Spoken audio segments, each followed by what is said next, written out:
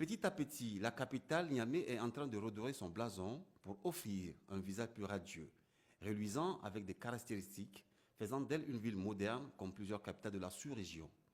Pour ce faire, l'Agence de modernisation des villes du Niger, AMVN, depuis un certain temps a retroussé les manches avec la mise en œuvre d'un projet de rénovation et ce, à plusieurs niveaux.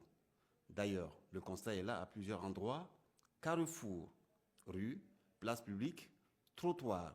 Bref, tout est en chantier, démontrant que ce projet est vaste et structurant. Ce qui démontre une fois de plus que l'ancien temps est révolu et la souveraineté est désormais en marche. Il est essentiel pour moi de rappeler que l'Agence de modernisation des villes du Niger a pour mission de transformer et d'améliorer les infrastructures urbaines. Donc, en rénovant les espaces publics comme les ronds-points, l'Agence vise plusieurs objectifs stratégiques. Tout d'abord, il s'agit d'améliorer l'esthétique urbaine, ce qui contribue à une bonne qualité de vie pour les habitants. L'Agence cherche à créer des liens de cohésion entre les citoyens. Et enfin, ces aménagements ont pour but de renforcer la sécurité routière. Un rond-point bien concis peut permettre de réduire les accidents et fluidifier aussi la circulation.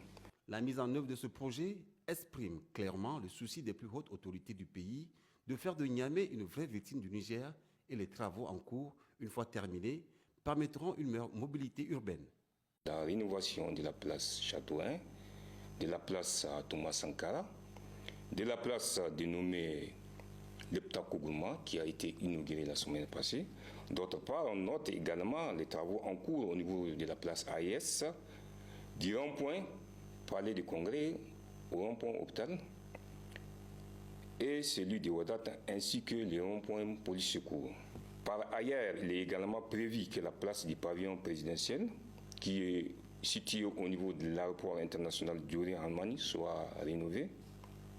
En plus, il y aura une rénovation des tronçons du rond-point Hôpital au ministère des Affaires étrangères et de l'avenue Moumoudi Jarmakoy. Bientôt, Inch'Allah, cet effet boule de neige se sentira dans l'ensemble du pays.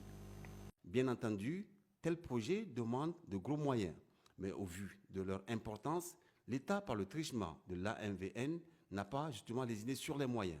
Comme il s'agit d'améliorer le cadre de vie des habitants de la capitale par des infrastructures et des monuments reflétant l'histoire et le contexte actuel du Niger, aucun sacrifice n'est de trop.